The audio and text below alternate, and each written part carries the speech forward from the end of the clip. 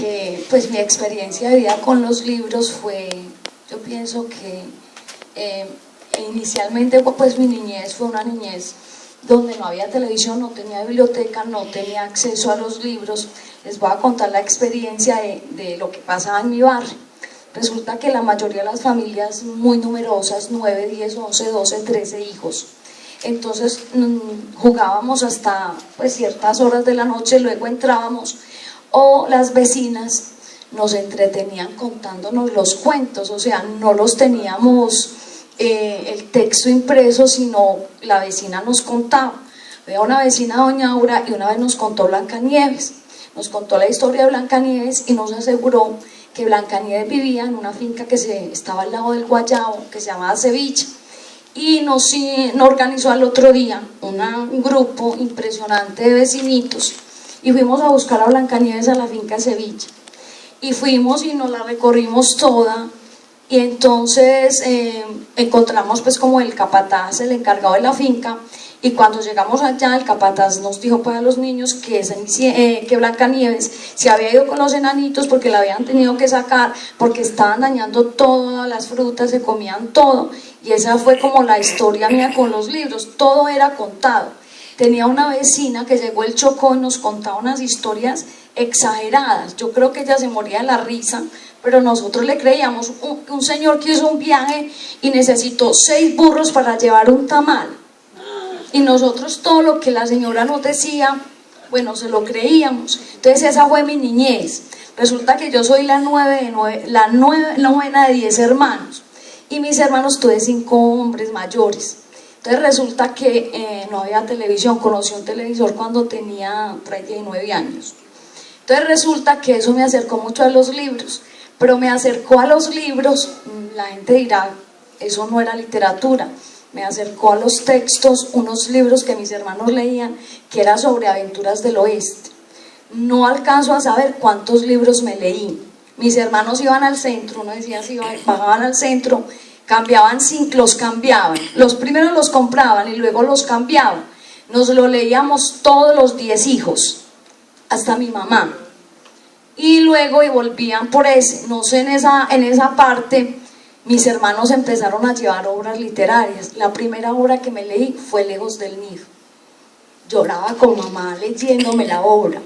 Luego se pasó una vecina que uno decía que era rica, tenían biblioteca pero nadie la leía. Entonces yo iba mucho donde la señora doña Omaira, yo fui y le dije, ay doña Omaira, ¿por qué no leen los libros? Y digo, es que esos libros son pues le digo que eran del papá, el papá no permitía, pero yo le dije, ¿usted por qué no me va prestando?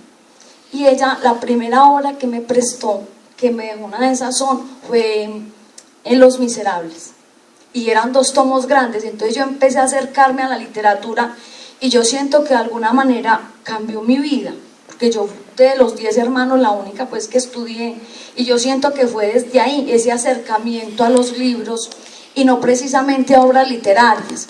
Entonces ahora que yo llevo 25 años de maestra en Itagüí, yo pienso que uno tiene que manejar un canon, tiene que acercar a los muchachos a las obras clásicas, pero a veces les tiene que permitir otros tipos de textos. Por ejemplo, yo maestra de 10 y 11, entonces el Quijote para mí es una obra obligada. Pero alguno me dice, profe, yo quiero hacer un trabajo, por ejemplo, sobre Crescendo, que es ahorita una autora, ahora les comentaba, que me impresionó porque fui a una firma de autógrafos de estas, se llama Rebecca Fitzpatrick, fue a una firma de autógrafos de ella, y la señora me hizo el milagro de poner a leer mi hijo muy buen lector, pero con ella no había podido.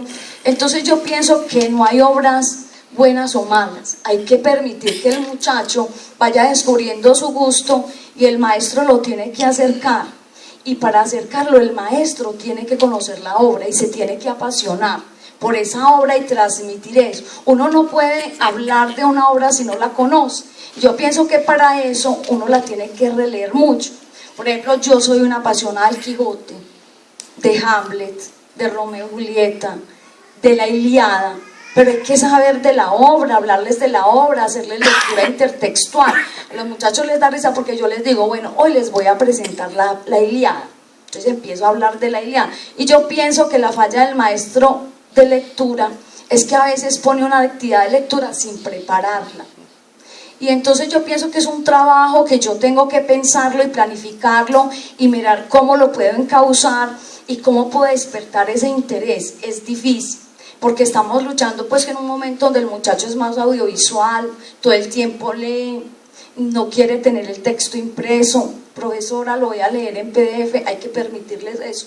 Yo pienso que hay que permitirles, pero hay que tratar de que lo consiga, de que lo manipule, de que lo lea, de que lo raye, ¿cierto? Entonces yo pienso que el maestro enseñar literatura no acompaña, transmite emoción por lo que le gusta, y para eso tiene que ser un lector y un escritor. Puede que uno no escriba y lea, pues, pero sí tiene que mostrarse como un referente para los muchachos.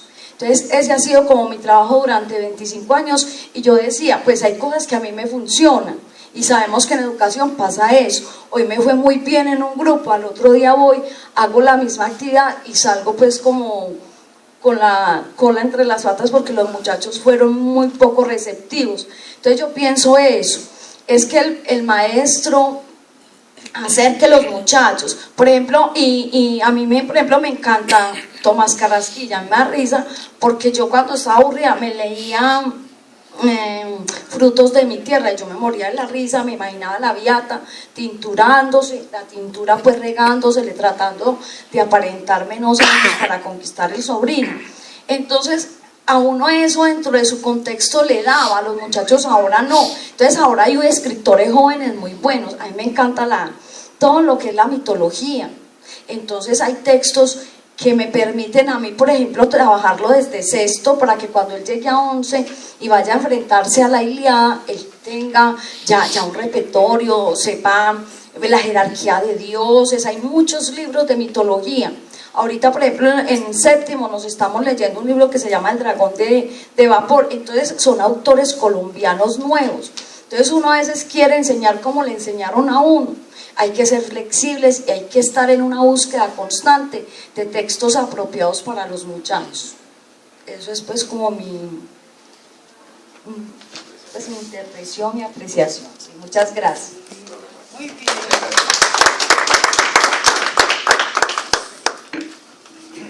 Dentro de la planeación que teníamos para la noche de hoy, usted ya me dio dos respuestas de las preguntas que teníamos planeadas. Una de ellas era lo que tiene que ver con el canon lector, ¿sí? Que él lo nombraba, y el profe y el mismo Guillermo lo nombraba en su intervención. Canon literario, cómo trabajar el canon literario para formar lectores y no va a ser aburrido que el muchacho lea el Quijote. Y dos recomendaciones, pienso yo, ustedes ya con su experiencia, a docentes y estudiantes que estén estudiando docencia, que se estén formando. ¿Qué sugerencias, aunque la profe ya se adelantó un poco, qué sugerencias y recomendaciones le darían a los docentes? Si alguien tiene alguna pregunta, pues los invitamos también a que las haga y pueda proceder. Bueno, mi invitación es a los maestros que tienen los pequeños. Me parece que hay que alimentarles la imaginación y contarles muchas historias. Yo todavía lo hago con los de 11. Y yo pienso que los libros no tienen edades. Por ejemplo, a mí me encanta Keiko Casa. Y entonces yo muchas veces les llevo un textico, por ejemplo, El día de campo del señor Chancho. A mí me produce mucha gracia, y entonces los leo a los de 11. Y a veces el maestro entra a suplir esa falencia que hay en la casa. A los muchachos no les lee. Entonces cuando yo empiezo, había una vez, los grandes se vienen y se me tiran acá. Entonces uno ve, muchachos, a ustedes nunca les leyeron. No, porque la mamá está muy ocupada, entramos al mundo laboral y a veces eso. Entonces yo pienso que a los pequeñitos hay que leerles mucho, alimentarles esa oralidad, y el maestro volverse un narrador, un inventor, un hacedor de cuentos todo el tiempo. Esa es como mi sugerencia, y no estar pues como tan estrictos. Pienso con un programa, con unos textos, darle cierta flexibilidad a los muchachos. Bueno, yo justamente traje aquí un texto de Daniel Penal, un profesor de francés, que habla a propósito de los derechos que tiene el lector Yo pienso que eso es algo muy importante en medio de esta lógica de la brevedad y lo audiovisual.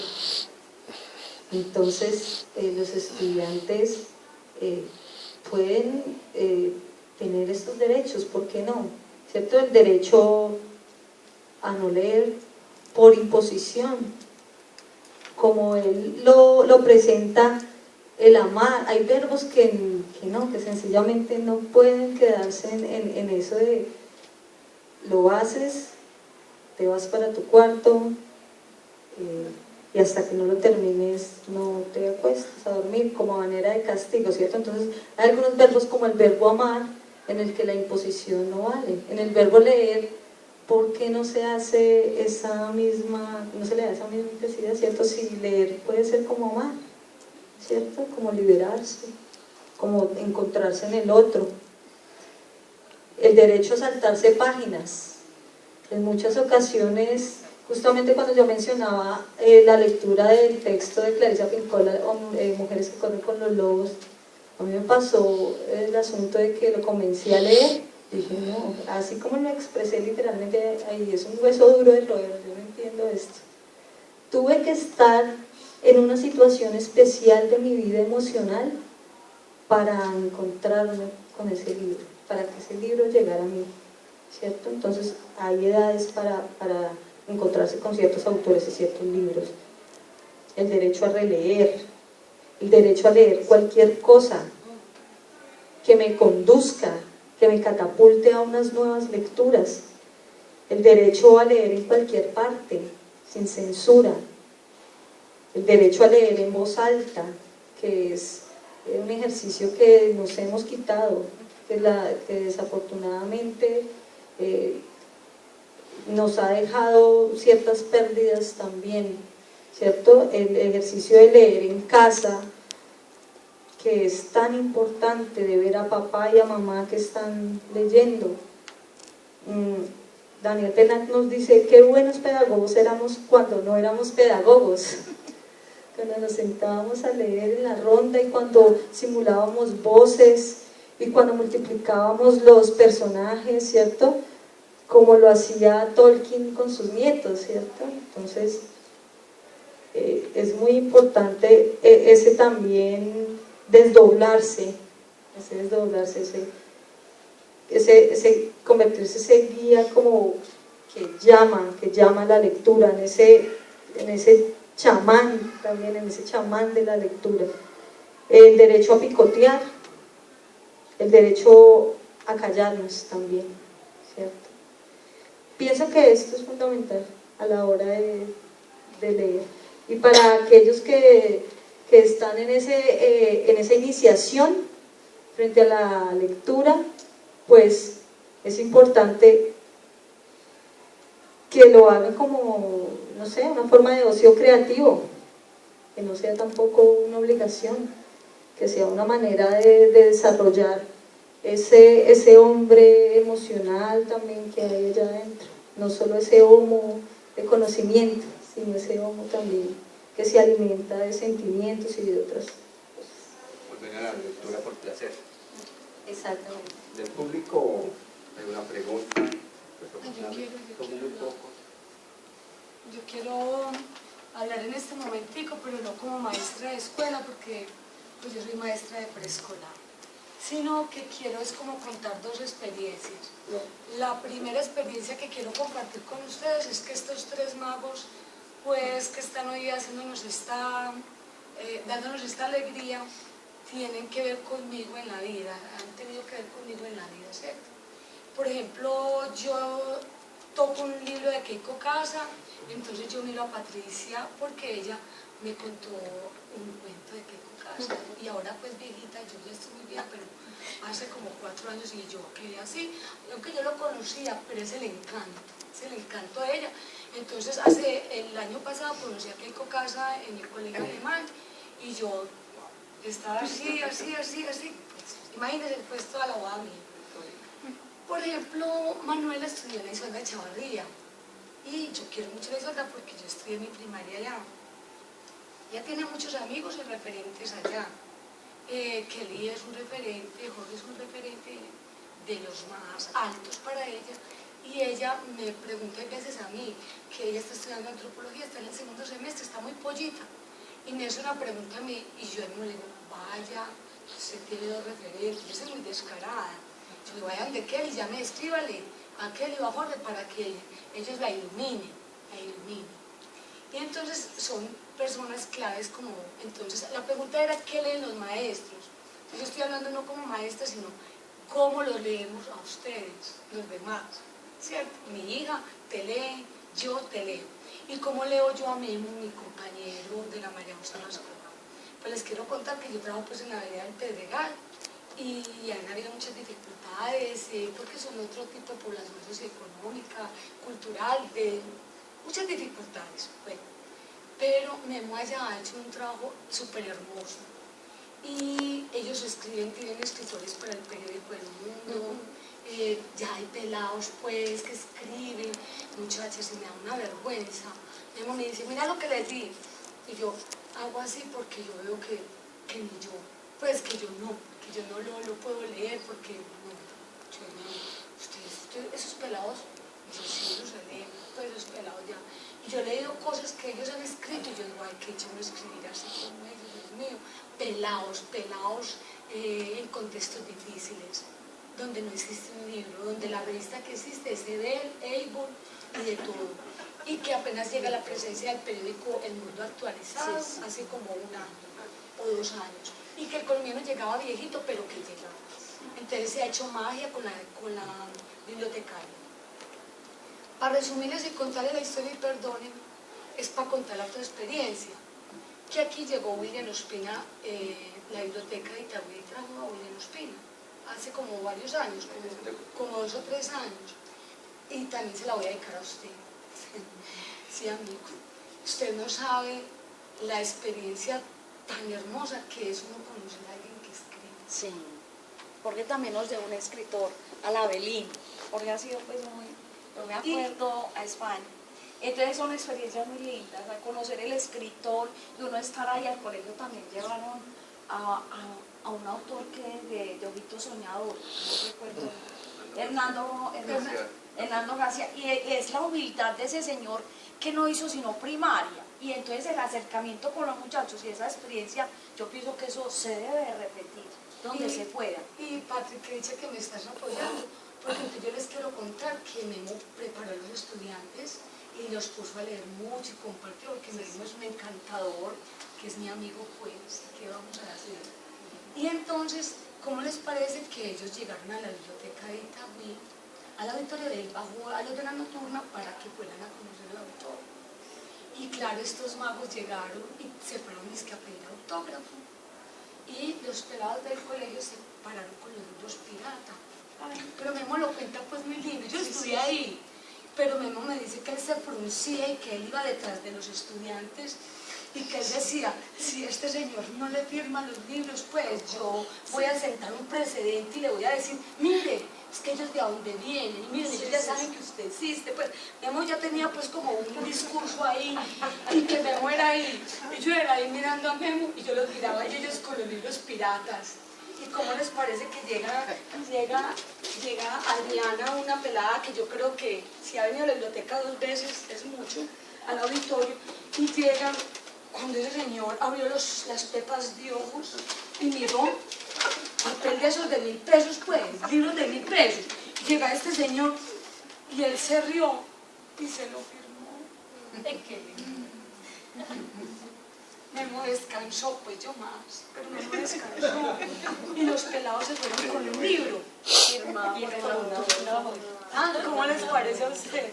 Una experiencia, pues, que brilla, y que por ejemplo ahora con esto del concurso del cuento de Itagüí te cuento, una niña sí de Teso, una niña del colegio, pues Memo ganó, bueno, otras personas, pero una niña ya del colegio, pues ya escribió, ya quedó elegida, pues yo digo que es un precedente, que leen los maestros, no, otra cosa, los secretos que cuentan.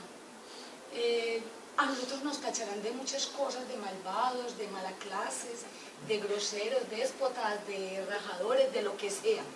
Pero ¿qué les quiero yo contar a ustedes? Cuando Manuela me dice que ella dijo en una charla, la orientadora, que muchas veces aspiro a no verlos y que no quiero aprender a nadie acá, que no aspiro a ver a nadie en Mariela, en Sandra, estudiando, y que Manuela decía, a mí eso me marcó, pues, me marcó, o sea, me sacó del caminito. Y yo creo que ellos algún día tendrán que leer, pero si uno no les muestra los libros, yo a Manuela le he rogado, ortografía, libros, textos infantiles, de todo. Y ahora tenía que presentar una evaluación y fue a buscar un diccionario. Yo le dije, tan bacano, gané el año. Entonces yo pido, muchachos, que nosotros vamos ganando el año así. Y yo les agradezco mucho pues a la biblioteca y que tengan en cuenta otra vez lo de los autores, que eso ha sido, para mí eso fue algo que me marcó también. Muchas gracias, pues. Profe, que pues muy bonita la exposición de mis tres compañeros, a Patricia, a Kelly y a Guillermo menos, pero los conocía, los conozco. Y es muy placentero, decimos de que los maestros no leen. Es que en Colombia muy poca gente lee, pero es muy bueno tener un grupo de maestros. Mire, tenemos 3 de 24 instituciones de Itagüí que tienen voces para la lectura, y a mí me parece que eso es muy válido. Yo quiero contarles de que estamos conmemorando pues los 80 años del nacimiento de Estanislao Zuleta, y yo he estado leyendo cosas de él. Entonces me encontré con un periodista que colocó en la prensa el día que murió Estanislao, muere el hombre que enseñó a leer a los colombianos. Y resulta que mi generación, de pronto la de Patricia también, y de muchos de acá, aprendimos, leímos mucho en ese curso de español en la Universidad de Antioquia sobre la lectura de Estanislao Zuleta. Y bueno, y es verdad, nos enseñó pues a muchos una forma diferente de ver la lectura que no era muy común en esa época. Entonces leía de José Zuleta el hijo como una semblanza del padre, y él decía que en la casa de ellos en la infancia no habían sino libros, y con los libros los asociaban como objetos de placer, de gozo, no había televisor. Entonces, pero todos los hermanitos, los hijos de Estanislao, esperaban esas 2 horas de lectura en voz alta del padre. Siempre la lectura en la casa de Estanislao y con sus hijos se relacionaba con el gozo. Y decía de que la lectura tenía para Estanislao Zuleta un efecto transformador en su vida. Entonces él decía, bueno, de la lectura salió que él se dedicara, que él decidiera ser autodidacta y se dedicara a estar por fuera de las universidades en términos de estudiante, más como profesor. De la lectura salió su decisión de irse con su familia a vivir con los campesinos de Sumapaz. De la lectura salió la idea de no tener televisor. Entonces, a raíz de esto, pues yo quisiera preguntarles a ustedes dos si la lectura ha tenido un efecto transformador en sus vidas, si nos pueden contar alguna experiencia de eso, de una lectura que las transformó. Bueno, yo creo que todas las lecturas son transformadoras. Yendo a mi niñez, me acuerdo que en mi casa había una enciclopedia en donde estaban las banderas de todos los países del mundo. Y ese fue un texto icónico, sigue siendo un texto icónico para mí. Jugamos con mis hermanos a verlas primero y después a adivinar, ¿de qué color es esta bandera? Bueno, tapando pues el nombre del país, ¿cierto? A ver, dígame usted, ¿de qué color es esta bandera? ¿Qué país es el que tiene estos colores, cierto? Entonces desde ahí ya uno encuentra transformaciones en uno, ¿sí? Recuerdo también a mi docente Luzmila en secundaria, quien después de un viaje por allá a Cuba nos llegó con el libro Las venas abiertas de Latinoamérica. Pues eso también fue todo un descubrimiento, fue mostrar el mundo de una manera distinta, de un color distinto, ¿cierto? También recuerdo haber leído Mientras llueve, que uno dice, bueno, no es un texto así como pues así sumamente elaborado, ¿cierto? Pero es un texto que yo transcreé, estando en octavo, en séptimo. Yo me acuerdo que me monté una obra de teatro y entonces yo dirigía y todo el asunto, eso jamás se me ha olvidado, al igual que por allá la rebelión de las ratas, ¿cierto? Y de una manera como muy espontánea, cuando conocí a Neruda, cuando empecé a conocer el cine también a partir de ese programa que daban los viernes, Cinearte, me empecé a enganchar y fue de una manera como muy solitaria, de una soledad consciente, porque también fui la hermana loca de cuatro hermanas, ¿cierto? De cuatro ahí en la familia. Yo era la hermana como medio rara ahí en esa parte. Entonces, afortunadamente, todas las lecturas han sido transformadoras. Yo pienso que en mi caso es la lectura la que me hizo, la que me formó y me ayudó a salir adelante. O sea que todos los textos me transformaron. Y yo sigo diciendo que no hay textos malos ni buenos. Porque yo me acuerdo que yo gozaba leyéndome a Memín y lloraba leyéndome a Memín. Nos tocó a Calimán, a Arandú, pues a la generación mía que ya estamos mayorcitos. Entonces, toda esa lectura, y cuando uno ya se enfrenta a un texto literario como Mambo Barí, como Crimen y Castigo, que a uno lo marcan, yo pienso, o Los Miserables, porque era como tan cercana a la realidad de uno, los textos. Entonces son textos que los marcan, y yo pienso que el hecho de que me hiciera una lectora me ayudó para poderme decir, voy a ser maestra desde que estaba en quinto de primaria, y en décimo dije, voy a ser maestra de literatura, de español y literatura, marcada por mi maestra de literatura, que era excelente. Yo soy egresada de la San José, mi profesora de décimo se llamaba Ofelia, y también me acuerdo cuando me leían la mitología, la Ilíada, la Metamorfosis, uno decía, ¿cómo un sujeto se siente así? Pues uno leía la obra y se impresionaba mucho. Entonces pienso que todos los textos lo transforman y lo hacen a uno. Bueno, yo tengo unas preguntas. O sea, yo soy un pésimo lector. Tengo libros que voy y compro a la librería, nuevos, originales, y los tengo guardados todavía en mi casa. Pero entonces, mi pregunta viene es porque yo no me he enamorado de la lectura. Y escribo, pero no leo. Escucho mucho, eso sí, pongo mucha atención a todo.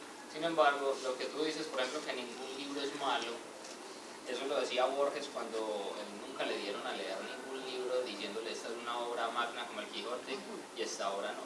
¿Por qué, digamos, en las instituciones no se plantean eso mismo, de cualquier libro es bueno?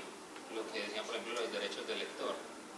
Siempre dicen, no, tiene que leer esta cantidad de libros al año, o estos libros que propone la institución. ¿Por qué se hace eso? Porque mire, hay pues como unos, digamos, unos requisitos pues en todos los grados, pero por ejemplo yo trato de hacer eso. Hay muchachos que nunca tienen acceso ni gusto por la lectura, entonces hacemos una lectura oral, por ejemplo, de la Ilíada, pero alguien me dice, profe, yo le quiero presentar un trabajo sobre las ventajas de ser invisible o bajo la misma estrella, y entonces yo le permito eso, pero me escuchó la obra de la Ilíada y yo pienso que algo le va a quedar y de pronto le voy a despertar, y yo le hablo de la obra con pasión, le explico lo de la guerra, se la ubico históricamente, ¿cierto? Hacemos una lectura intertextual de ese texto con otro texto muy sencillo que es de un español, Ramón García Domínguez, que se llama Por todos los dioses, para que pueda enfrentar, por ejemplo, la lectura de la Ilíada. Pero entonces es eso, de pronto hay que mirar que el maestro yo pienso que sí tiene que acercar a los muchachos a las obras clásicas.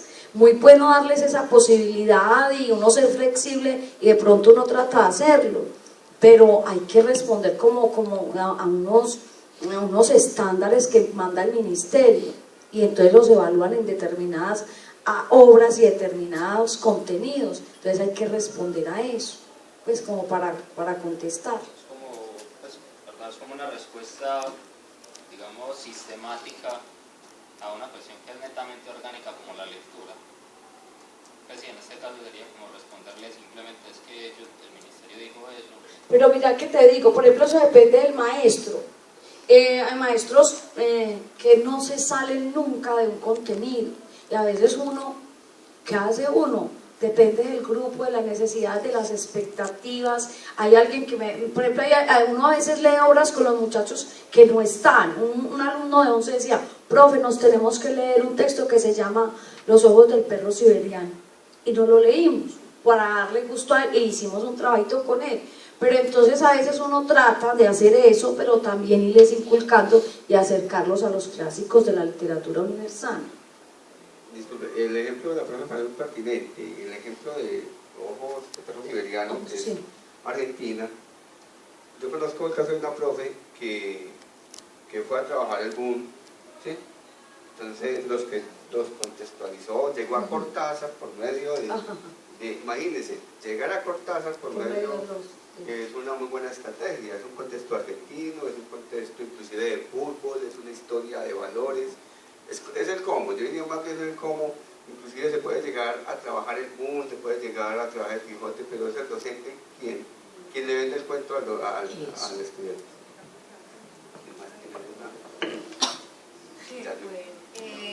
Les comento algo, pues frente a las lecturas pues, que ustedes proponen de los clásicos, yo trabajo en una biblioteca y también relacionando pues con la pregunta de los jóvenes ahorita quieren leer una obra que se llama Las 50 sombras de Grey. Entonces uno como bibliotecólogo pues a mí me solicita ¿cuándo voy a comprar el libro en la biblioteca? Es que nosotros queremos leer el libro.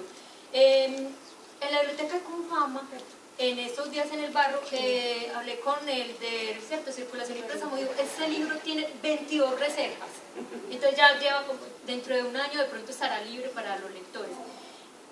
La pregunta mía es, estas lecturas son de consumismo para los chicos, ¿cómo hacer la crítica? ¿Cómo hacerla de pronto, trabajar esa obra para que se convierta, digamos, en un elemento crítico? Porque para mí es un consumismo lector, entonces realmente pues nosotros como cierto también soy licenciada en español y literatura, también soy amiga del canon de la literatura pues clásica, pero soy enemiga de ese consumismo. Pero entonces a mí me dicen, bueno, pero entonces fomente la lectura, compremos ese libro. ¿Cómo hacer esa lectura consumista en un elemento, digamos, crítico? Hay que prestar el de Camerón. No, El de Camerón mientras tanto. yo le respondo en parte eso. Hace poco estuve en una conferencia, precisamente no con Las sombras de Grey, pero sí con Crepúsculo, todavía una profe, Crepúsculo todavía no pasa de moda.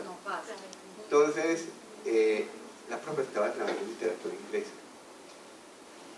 ¿Qué hizo la profe? Se leyó Crepúsculo y vio que el personaje le encantaban las obras de Emily Brontë, ¿cierto? Toda la literatura inglesa. Esa fue una forma como hizo esa docente para enamorar a los dos, a que un chico pasara de leerse Crepúsculo a leer Jane Eyre. Yo no sé si alguien lo conoce, lo que es el texto de Jane Eyre y los textos como Hombres Borrascosas, imaginen ustedes. Pasar de un texto como Crepúsculo, pero que tuvo que hacer la profe, leerse Crepúsculo para entender la lógica del Crepúsculo, para poder así llegar a la literatura inglesa del libro. Tú que eres un docente lector, no puedo ser pasivo ni decirle, no te lo leas, sino más, no, leamos Crepúsculo. Ella ya sabía afortunadamente y así llegó a conocer la literatura inglesa de varios autores del siglo de la época victoriana. Y pues con Las sombras de Grey hay muchos otros textos visuales, ¿cierto? Que se consumen, ¿cierto? Entonces la pregunta ahí no solo es con Las sombras de Grey, sino con una gran cantidad de textos nos tienen atiborrados, ¿cierto? Sí, definitivamente eso tiene que ver con el tratamiento que se le dé, ¿cierto? Tiene que ver con tocar la sensibilidad también de los chicos, tiene que ver con entender sus intereses. Yo también experimenté la lectura de Juventud en Éxtasis porque la mayoría lo querían y lo logramos, lo leímos, yo lo leí. Tiempo después, el estudiante que promovió la lectura de él y que pasó a la Universidad de Antioquia a estudiar Sociología, pidió excusas públicas por el medio de Facebook. Entonces, pues, es importante también entenderles ese gusto, pero buscar detonantes también que les permitan ver otras cosas. Porque es que la visión camandulera y de pronto también muy satanizante lleva a que el estudiante realmente no lo quiera hacer. Así, Penal nos dice, pero si es que antes la lectura se veía era más de una manera prohibida, entonces yo me tenía que ir era a esconderme para leer. Ahora pasa todo lo contrario, porque el comportamiento también ha sido contrario, ¿cierto? He mencionado un poco, digamos, la costumbre actual o de un tiempo hacia acá de mencionar lo tecnológico, lo visual, de los lectores, digamos, jóvenes. Pero también tiene que ver, cuando se habla de una literatura también hecha por autores que también son de una generación muy visual. Quiero traer eso porque ese elemento de escritores que también están escribiendo ya pensando en que su libro va a ser un libro cinematográfico. Entonces, hasta dónde también hay un trabajo de los escritores frente a su ética como escritor, como un creador. No solamente, digamos, que diga lo que quiera, que es porque es lo que le da para sobrevivir, o por el consumismo, digamos, de la lectura, sino que también hasta dónde el autor está también indagando en otras experiencias de su cotidianidad y cómo las manifiesta a través de su literatura. Hay una literatura, pues, de la que estamos hablando de que los pelados la quieren leer, pero muchas veces hay dos cosas positivas de el cine. A muchos nos ha ocurrido que cuando hemos leído una novela y vamos a verla en cine, pues obviamente nos da decepción, pero también tenemos que entender que es otro medio, otro lenguaje. Y al contrario, mucha gente se acerca a un libro a través de la literatura, ¿cierto? A través del cine. O sea, el cine le muestra algo y uno dice, yo quiero ir a leer el libro. El tema, digamos, de los clásicos, también uno ve que siempre se vuelve algo de los clásicos. Así uno diga que, o lo que mencionaba ahorita el compañero con la profe acá, de que por qué tan obligados ciertos libros, y igual, a mí me sucedió cuando era niño en el colegio o en la escuela que hay libros que uno no los leía porque el profe dijo que había que leerlos, ¿cierto? Que los vine a leer muchos años después, así como frente al pelotón de fusilamiento. Yo vine a leer Cien años de soledad muchos años después, ya estando casi en la universidad, porque cada que lo iba a leer no era, como decía aquella en su charla, como que en el momento de la vida uno se encuentra cierto libro, o el libro lo encuentra uno. Entonces, en ese sentido veo que no solo es el trabajo del docente, también cómo acerca a los otros a la lectura, y también una responsabilidad de los autores frente a la literatura misma, o frente a la ética del ejercicio de la escritura. Porque yo puedo, o alguien puede escribir un texto fácil, ¿sí? Un texto fácil que no le implique a un lector, como cuando uno ve cine fácil, ¿sí? Que uno ya ve cine de Hollywood cuyos guiones, uno ve el cine que se supone de obras o de historias, digamos, humanas, pero uno ve siempre el mismo esquema. Y ahora las películas de animación, que supuestamente son para niños, tienen el mismo esquema de las otras películas, o sea, el mismo tipo de historia. Una reiteración de eso. Bueno, de antemano puedes agradecerle la presencia a la profe Kelly a Patricia y a Guillermo que está presente. Le daremos las gracias por la contribución.